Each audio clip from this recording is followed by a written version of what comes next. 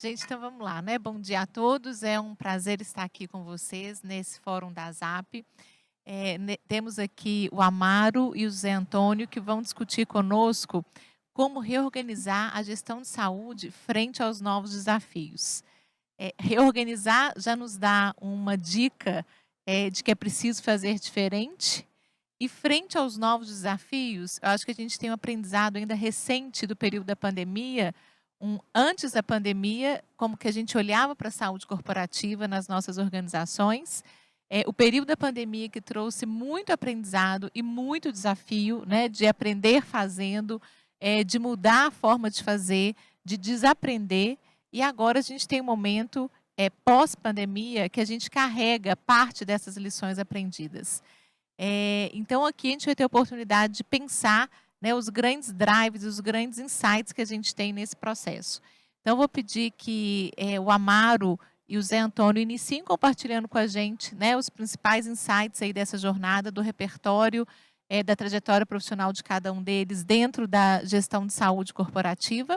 E depois a gente passa para uma conversa aqui entre nós, né, buscando reflexões que sejam pertinentes a essa nova realidade que vivemos na gestão de saúde.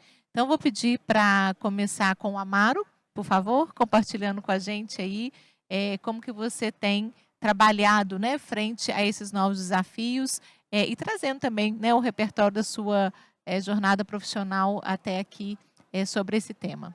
Por favor, Amaro. Obrigado, Júnia. Estão me escutando? Legal. Bom dia. É um prazer estar aqui com vocês.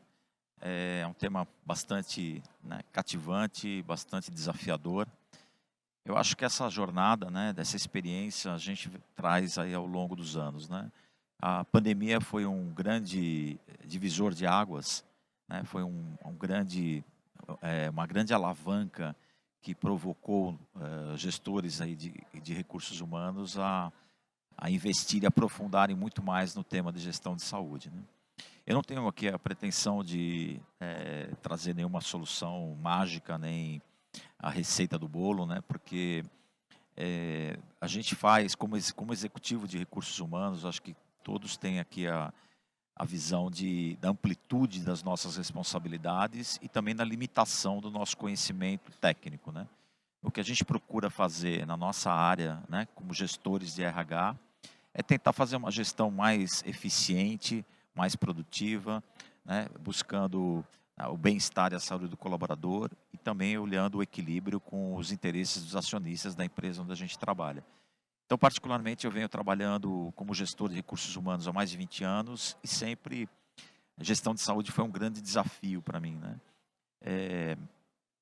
Eu acho que eu sempre comento, né? Recentemente nós tivemos lá no Conar Saúde e eu comentei aqui, queria ressaltar isso novamente, que eu acho que o tema de gestão de saúde ele foi subestimado por muitos anos na área de recursos humanos, né? Então, a gente olhava e eu, né, que tenho bastante tempo de estrada, a gente vê a evolução disso, né? Ainda bem que a gente evoluiu bastante, mas não há muitos anos atrás, a gente se deparava com uma área de recursos humanos onde gestão de benefícios, gestão de saúde estava abaixo de uma área de gestão de benefícios e às vezes, muitas vezes, cuidado por um analista, né, com todo respeito, mas sem muita profundidade, experiência e quilometragem para lidar com um tema tão sensível e tão complexo que é a gestão de saúde. Então, o que eu vejo é que esse cenário ele mudou, né? Ainda bem que as empresas e os gestores de recursos humanos entenderam a complexidade disso. É muito complexo, né, Júnior? Acho que a gente tem tanta coisa. Eu aprendo todos os dias mexendo nesse ecossistema de gestão de saúde. Então, não dá realmente para subestimar isso. Então, a gente fez parte, eu também faço parte do Fórum de Saúde Corporativa, que foi instituído há mais de 5, 6 anos. A gente estudou isso junto com a ZAP, junto com a BRH, junto com alguns executivos de recursos humanos, e as principais conclusões estão retratadas num paper, e uma delas é essa, né? Acho que a juniorização do tema por muitos anos pela área de recursos humanos. Então, acho que a gente agora tem uma experiência provocada pela pandemia, né? A gente aprendeu um pouco à força, com todas as questões de saúde mental que a gente vem vivendo e convivendo com o dia a dia. Então, acho que o aprendizado foi muito rápido, assim como foi o aprendizado do modelo home office. A gente avançou bastante aí na maturidade de gestão de pessoas, de gestão de saúde. Então, só para aquecer um pouquinho aqui o bate-papo, eu acho que a gente está em um divisor de águas, a gente já está no estágio de maturidade um pouco mais avançado, mas eu insisto que o assunto é muito complexo e a gente não pode subestimar, e a gente precisa que realmente, independente da estrutura, do tamanho da empresa, do orçamento que você tenha, a gente precisa ter gente dedicada olhando esse assunto. É um assunto extremamente relevante, né? Todo mundo sabe que é o segundo maior custo de pessoas dentro da organização, depois da folha de salário. Então, o custo de saúde, não só pelo valor envolvido, mas pela complexidade do tema, ele precisa ser olhado de forma mais profunda e com maior escopo do que venha sido olhado até agora. Obrigada, Amaro. Começamos bem com esse aquecimento, né? Vou pedir para o Zé Antônio, então, compartilhar com a gente os principais insights que você vê nesse processo, né, de reorganizar a saúde frente aos desafios que a gente tem nesse momento. Por favor, Zé Antônio. Não estamos te escutando. E agora, escutam? Ok. Agora sim. Primeiro, bom dia. Acho que agora melhorou, né? Acho que o meu microfone que está desconectado. Primeiro, bom dia, obrigado, Júnior, pelo espaço, Amaro. Prazer em revê-lo e dividir aí com você. Agradeço o pessoal do evento, né? A ZAP como um todo. Tem vários amigos aqui na plateia também, pessoas que eu respeito muito, então isso engrandece um pouco o nosso bate-papo, né? Eu acho que o primeiro passo para a gente poder trazer isso, né? Qual é o background, né, que a gente precisa?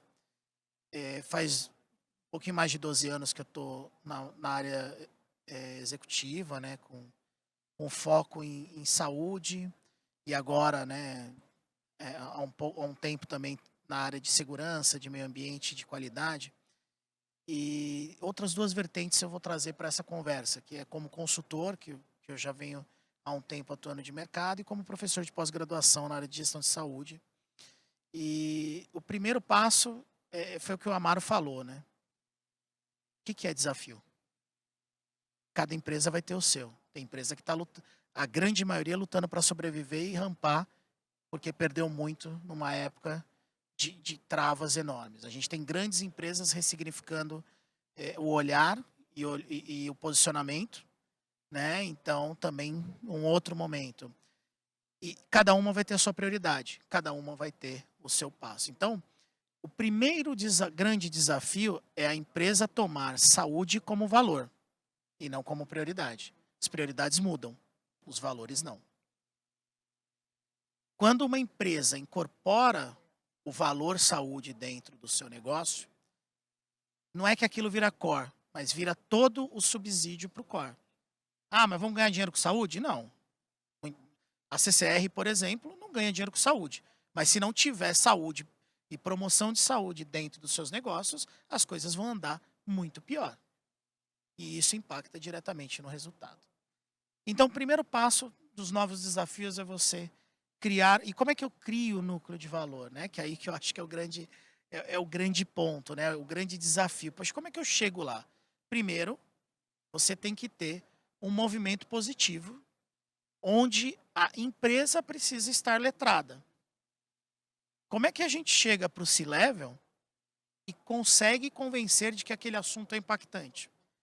Como é que eu chego e falo que eu tenho que desligar mais de 100 pessoas, que nem nós fizemos na CCR, por fraude do plano de saúde? Então, assim, existe um arcabouço complexo que a linguagem da saúde precisa estar estruturada para atingir um nível de compreensão adequado. Então, esse é o grande desafio. A capacitação do sistema para que a gente tenha bons gestores para fazer uma interlocução adequada. Porque o que a gente, né, que nem o Amaro trouxe, Esse paper é brilhante, inclusive, porque o C-Level entende e sabe o peso do assunto.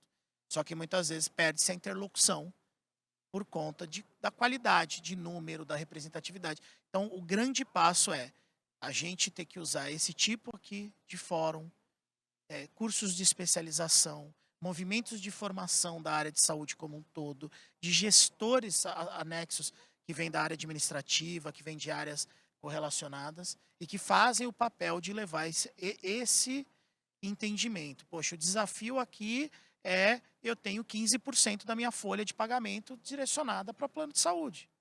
No caso da CCR, a gente está em 10,5%. Já se incomoda bastante. Qual que é o melhor recorte? Qual que é o melhor ponto?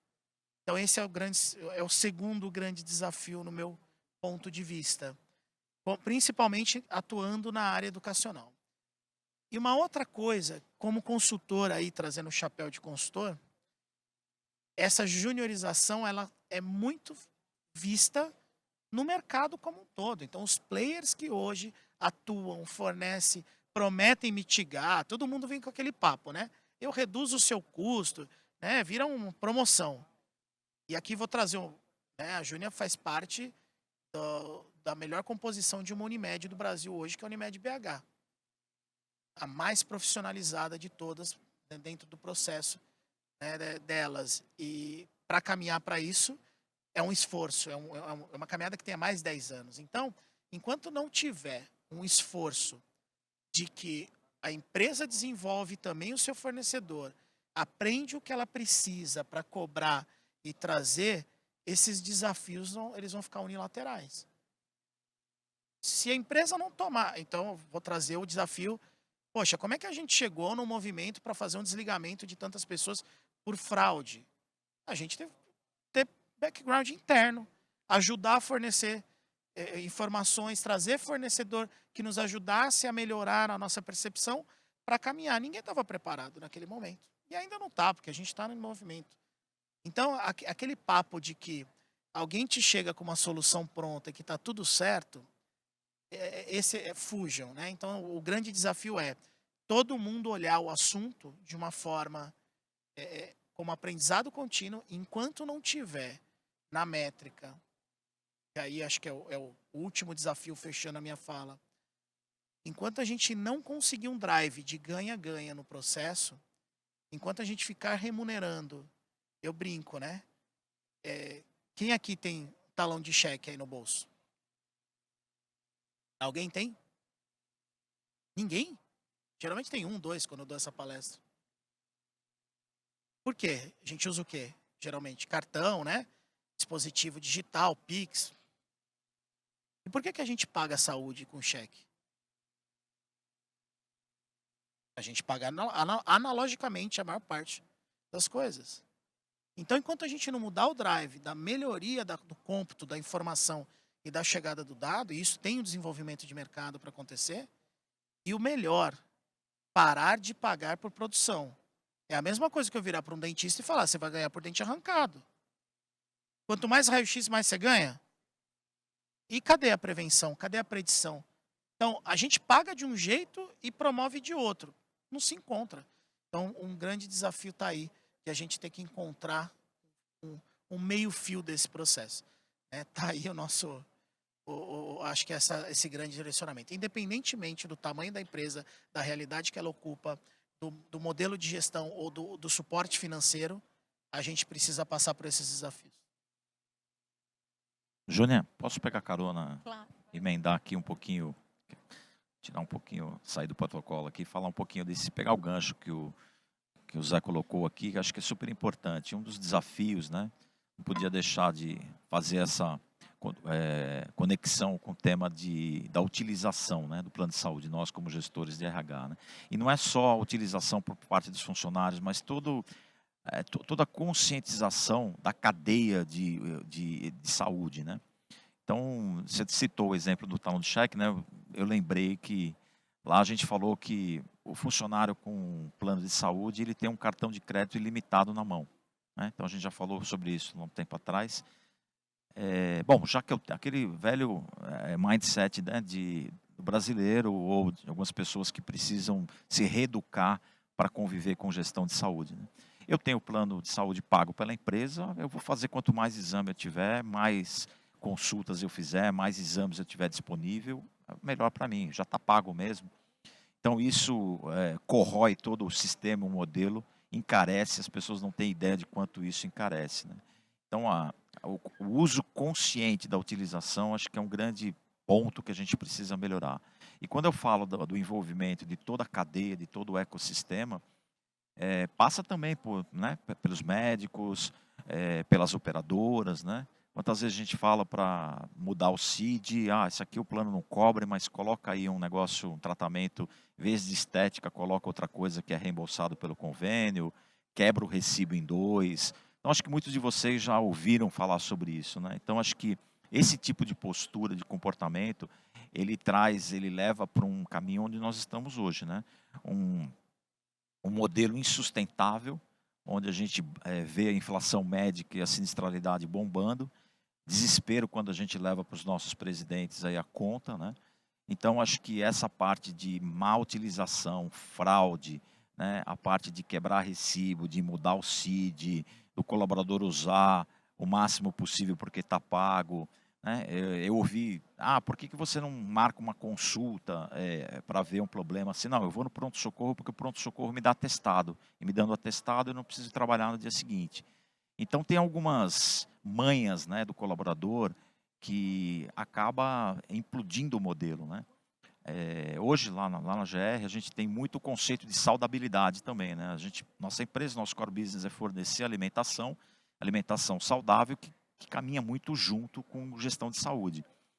E a gente, infelizmente, se depara com muitos atestados também. Então, a gente está entrando, por exemplo, né, agora com um novo modelo de gestão sobre atestados médicos, porque, infelizmente, acho que parecido com radar, né? A gente brinca da indústria da multa, é a indústria do atestado médico, né? Então, esse tipo de comportamento, esse tipo de postura do usuário, né, das operadoras, do lado das operadoras, acho que a minha maior crítica é um pouco essa dificuldade que a gente encontra para poder pedir um reembolso. Eu, como usuário, eles fazem de tudo nos aplicativos para você desistir, né? Então, o modelo inteiro, ele não é easy, né? Ele não é fácil, ele não flui legal. Então, todo mundo tem uma oportunidade de melhoria nessa cadeia, nesse ecossistema, seja os médicos, os laboratórios, os hospitais, os usuários, né?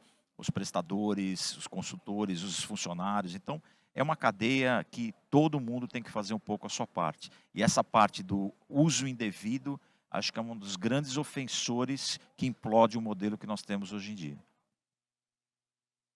Acho que a gente tem aqui uma fala importante, né, do Zé Antônio, que conecta com a prática que o Amaro trouxe para a gente, que eu queria retomar da saúde como valor, né? Acho que talvez reunindo todos os desafios, que não são poucos, né, que a gente viu aqui, desde as questões da consciência na utilização, né, que é um ofensor importante, e hoje a gente vive, né, no contexto da saúde suplementar aí, um período de hiperutilização, né, pós-pandemia. A gente achou que não aconteceria, mas ele está maior do que qualquer coisa que a gente conseguiu prever até esse momento, né?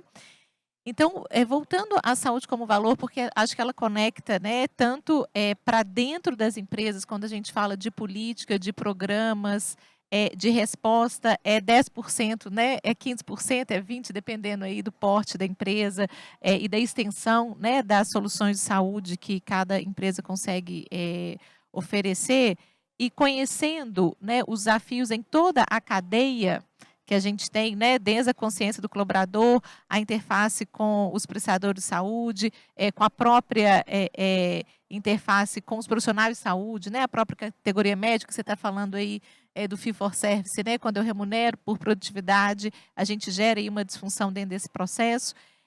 Quero voltar então para vocês, dentro dessa experiência, né, quais as principais estratégias que vocês já vivenciaram para poder financiar a gestão de saúde corporativa, porque a gente é uma despesa importante, mas a gente também precisa investir. Aí a gente entra quase que num paradoxo, né? Eu já gasto muito, mas eu preciso investir, eu preciso sair do gasto para o investimento.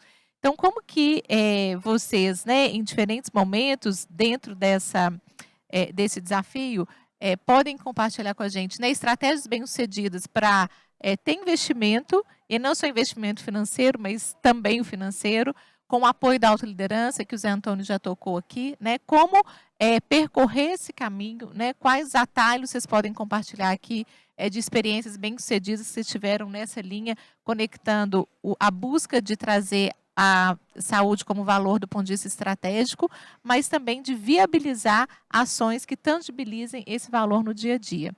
Volto para o José Antônio e depois a gente já segue na sequência para o Amaro. Ela está insistindo em não funcionar aqui, o equipamento. Eu ia falar para você começar com ele, mas... Bom, eu vou fazer o gancho já emendar nessa resposta. Eu tenho formação médica, eu sou cirurgião de formação e sou formado por uma das grandes faculdades do país e pós-graduei lá também, que é a Unicamp, e eu nunca tive uma aula do que é ética em faturamento, de como funciona isso. Eu tenho colegas que são grandes cirurgiões em vários locais que para ele picar o recibo para facilitar a vida do cliente é um chamariz de mercado e é algo que ele não vê como crime.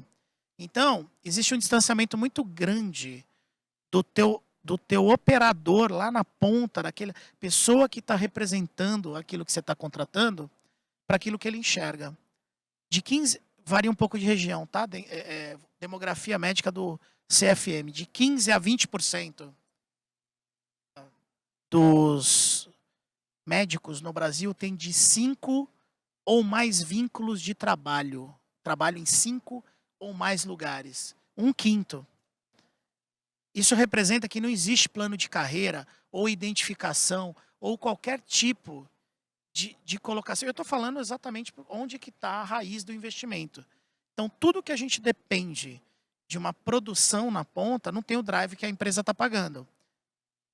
Ele tem que ir para esse sistema de alguma forma direcionado. Porque se ele cair sem algum tipo de direcionamento, corre-se o risco de passar por todo o trajeto que o Amaro falou e, numa grande maioria, ser mal atendido. E sair lá com diagnóstico de virose, né? E voltar 2, 3 vezes no pronto-socorro. Então, investir muito nesse processo dentro do olhar corporativo é investir em acesso. Então, a primeira porta de acesso, então por isso que a atenção primária de saúde passa a ser uma grande vertente de investimento das grandes corporações. E tem que também ser o investimento das médias e pequenas. Elas ainda estão desassistidas. Tem que ter modelo de acesso facilitado, onde elas possam ter time share, compartilhar estrutura, porque, por enquanto, isso está no universo de grandes corporações. E aquela que tem seus 500, 600 funcionários e que estão batalhando como um modelo ali para tentar sobreviver. É muito pesado, é muito duro. Então, aqui a minha fala é muito no sentido de colocar um peso, primeiro, de você criar o acesso. E esse acesso tem modelos digitais, tem modelos híbridos, ele tem que se adaptar à realidade da companhia. Tá? Então, quando você facilita o acesso, você faz o diagnóstico ser mais breve, você leva ele melhor direcionado, você corre menos risco. Você tem perdas, porque o sistema todo ele tem um certo vício, ele tem um viés de utilização. Mas você consegue dar mais camadas de proteção e agilizar a vida do nosso colaborador, porque, com certeza, no primeiro impacto, ele já vai se deparar com uma indústria de exames e com uma indústria de atestados, que é muito compatível. E isso, culturalmente, acaba se autossustentando, se retroalimentando. Então, quando você cria esse acesso, você facilita o diagnóstico, você melhora o acolhimento, e aí você cria políticas de incentivo. Tira a coparticipação para quem acessa a PS primeiro. Você monta um sistema de... Aí está muito na moda, né? Coordenação, todo mundo falando coordenação de cuidado. Quem coordena cuidado, né? Você faz o primeiro passo, quem faz o próximo não está nem aí. Então, tem que estar amarrado dentro de uma consciência de que tipo de plano eu estou levando, micro-regionalização com melhora e eficiência, né, de atendimento para algumas populações ajuda muito. Poxa, mas como é que faz isso? E aí tem poucos ensaios acontecendo no Brasil, que são os núcleos secundários de atenção, né? Ou seja, você ter especialidades como saúde mental, como cardiologia, como ortopedia, fazendo um segundo nível para fazer triagens e acolhimento em ampla escala, fazer inclusive segunda opinião. Isso ajuda pra caramba, então esse é um bom investimento. Falar, mas e os programas? Gente, de novo, né? Se você não sabe o que pedir, também não vão saber o que te fornecer. Quero um programa de saúde mental. Quem está fazendo saúde mental adequadamente hoje? Me avisa que eu vou copiar, porque a gente ainda está numa trilha de desenvolvimento. A gente ainda está num caminho de evolução. A gente não sabe o que está por vir ainda. Então, tem uma outra coisa que eu acho que as empresas não fazem, e aí falo como lado consultor que a gente tem que estimular isso, é o ensaio e a inovação dentro da saúde. A gente não permite que tenha tentativa e erro na saúde, porque a gente quer diagnóstico e tratamento. A gente precisa ter microensaios dentro das empresas, dentro das corporações, dentro das saúdes coletivas, para conseguir testar o que de fato tem relevância e tem predição. E aí você começa a fomentar estudo. Não tem estudo hoje de saúde populacional do Brasil com variedades, com diversidade.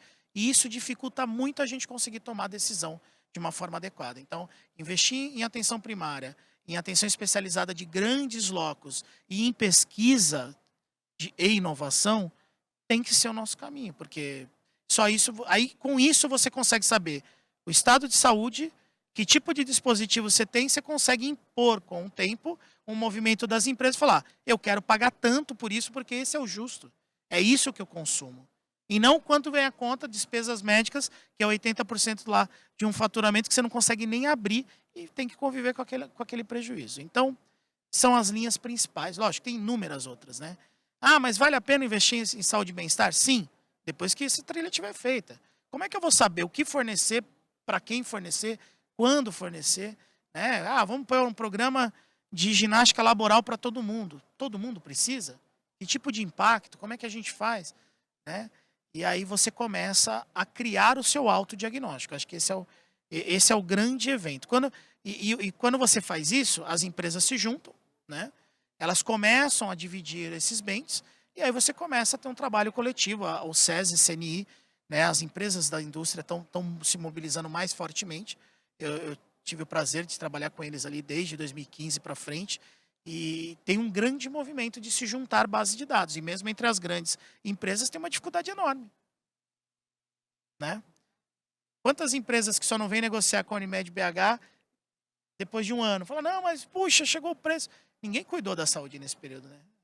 A Inês é morta, né? Não tem como a gente atuar. Então, o investimento está exatamente na qualificação da entrada.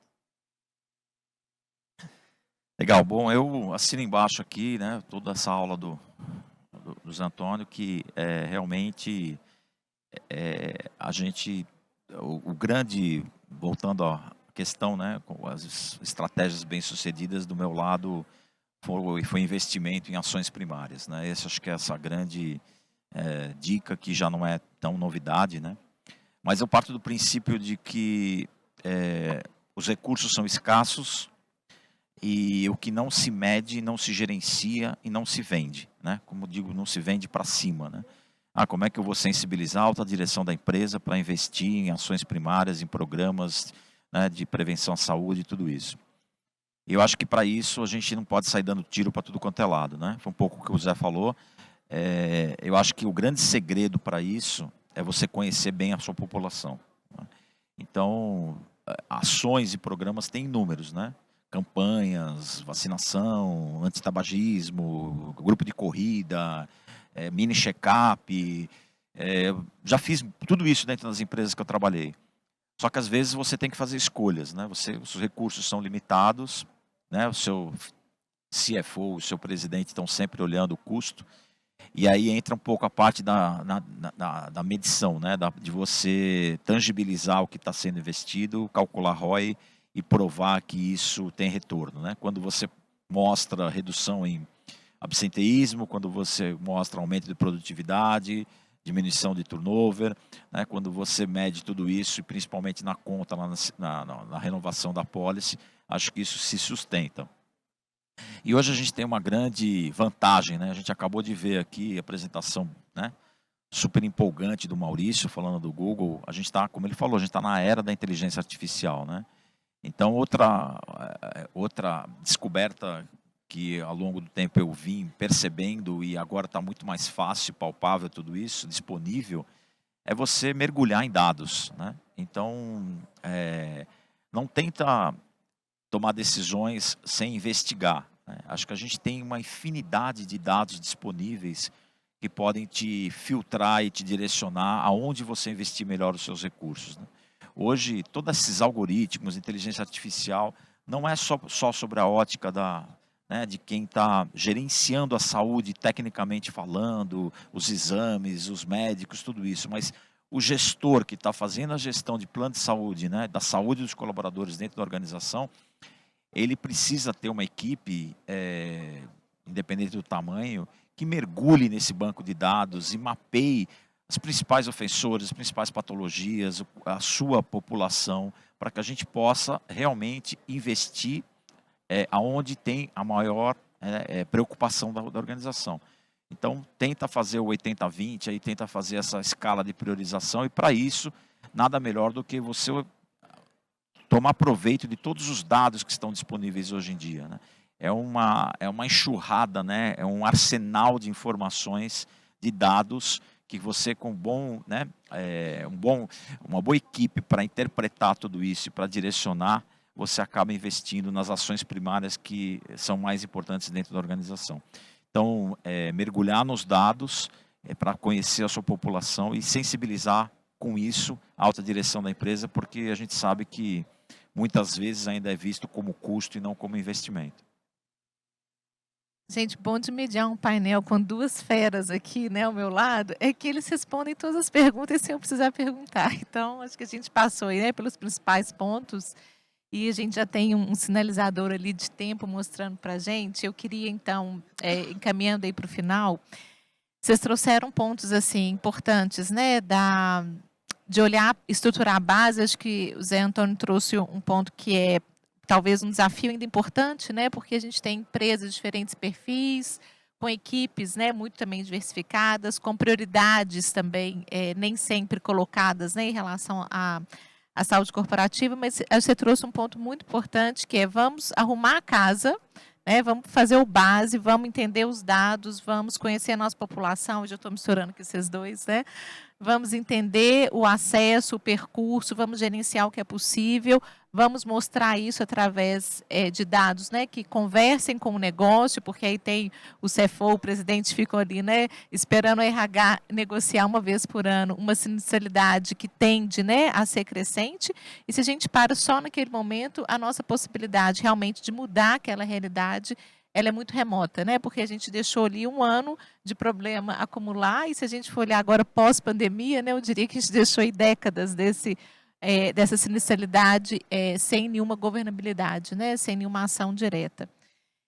E com isso, acho que a gente tem aí, frente, né, aos desafios, pensar na governança, pensar na estrutura, que equipe é essa, que autonomia que ela tem, como é que ela é empoderada, como é que ela é reconhecida, um pouco mais sênior, talvez, né, para poder ter uma perspectiva de influenciar a tomada de decisão, né, que é um desafio enorme dentro do contexto também. Então, acho que são muitos desafios para a gente poder olhar e pensar assim. Como mensagem final, né, eu queria deixar aí, vou agora passar para o Amaro, na linha aí, não necessariamente das lições aprendidas, porque acho que compartilharam já muitas lições aqui com a gente.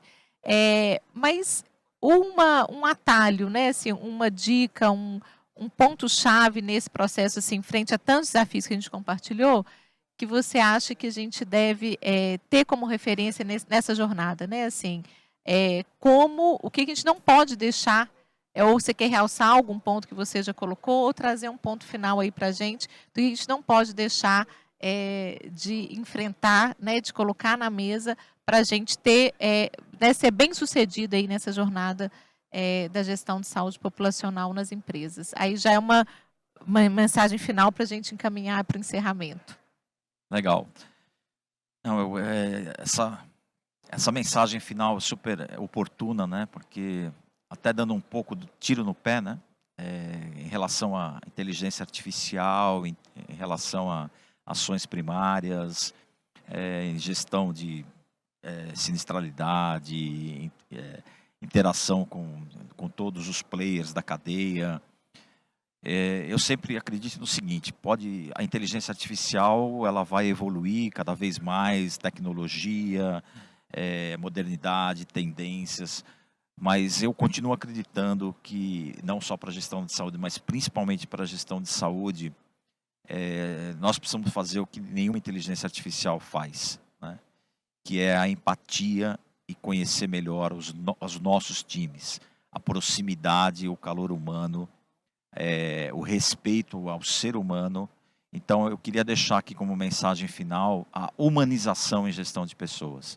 A gente pode lidar com milhões de dados, ferramentas, tecnologia, parceiros, dashboard, KPIs, tudo que vocês acharem que é sofisticado, inovador, tudo, né? A gente viu aqui, de novo, né, o Maurício apresentando milhões de recursos, mas nós, como gestores de pessoas, eu continuo acreditando muito no calor humano, na empatia, porque você conhecendo com proximidade, o máximo possível, as pessoas que trabalham com você, para você identificar eventuais problemas até muito relacionados à saúde mental, mas entender que a pessoa não está legal, dar aquele suporte, estar presente. Então, o que eu queria deixar assim como mensagem é: não deixem de lado a humanização.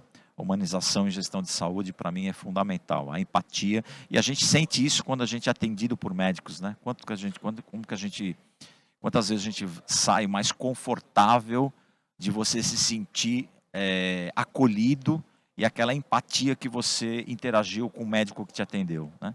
Então, acho que esse relacionamento humano é fundamental nas relações hoje e é insubstituível por qualquer inteligência artificial e análise de dados. Então, essa é a minha mensagem final. Bom, ele já respondeu, né? Então, complementando o que o Amaro trouxe, que eu acho que eu colocaria exatamente isso, é a gente ter a noção que cultura se muda com muita lentidão e com muito esforço. Então, criar uma cultura de saúde numa corporação, criar uma cultura de saúde numa população, estou falando nem só dentro do meio empresarial, estou falando fora dele também, isso demanda muito esforço, demanda muito convencimento, demanda muito letramento, demanda muito tempo. Então, o recado principal para a gente é: saibam que a jornada é longa, que não existe receita de bolo, não existe nada pronto e que isso vai acontecendo conforme a maturidade. Não queiram colocar tudo para todo mundo e não queiram fazer tudo ao mesmo tempo. Escolham as batalhas, escolham dentro dessa facilidade de conseguir dados que algumas empresas podem ter, de criar nichos, de testar, de ir além, criar essa empatia no melhor acolhimento em vários aspectos.